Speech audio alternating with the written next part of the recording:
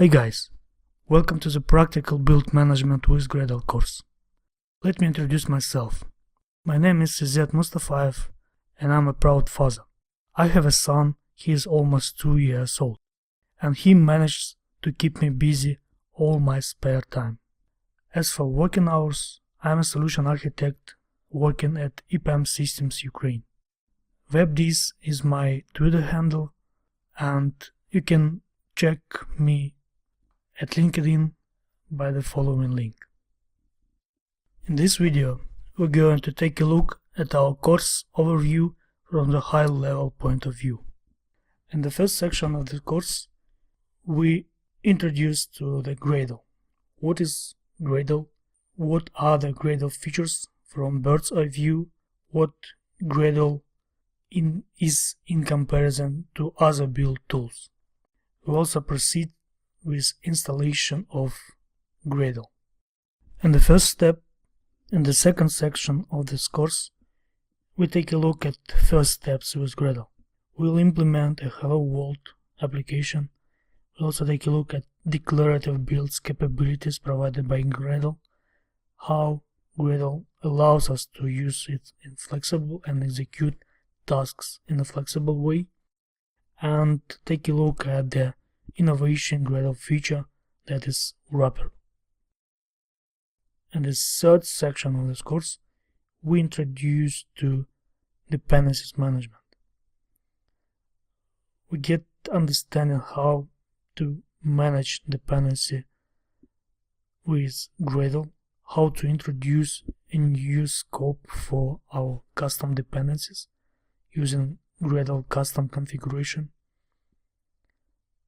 how dependency resolution works and how to control it.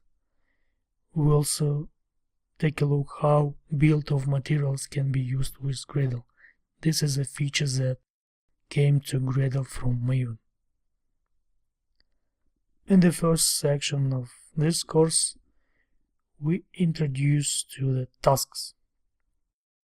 What is task in Gradle, how tasks can be organized, and how to implement the simplest and very useful work provided by build tool, which is copying and filtering. We also take a look how incremental builds work in Gradle and how to save time on task execution if there is no necessity to run a task, and how rules can be used to control tasks execution. In the fifth section of this course, we take a look at tests and coverage. We understand how to run tests with zero effort, which is pretty feasible with Gradle, how to introduce integration test support to our project, and how to understand how to gather code coverage of our tests within our project. In the sixth section of the course, we understand how code quality can be managed in Gradle, how to perform the ad hoc static code analysis of our source code, and how to sustain code quality with SonarQube of the big project for the whole life cycle of this project. In the seventh section of this course, we take a look at build and deployment. We understand what is continuous integration and continuous delivery practices, how to manage artifacts and repositories in Gradle, and how to publish artifacts to repositories.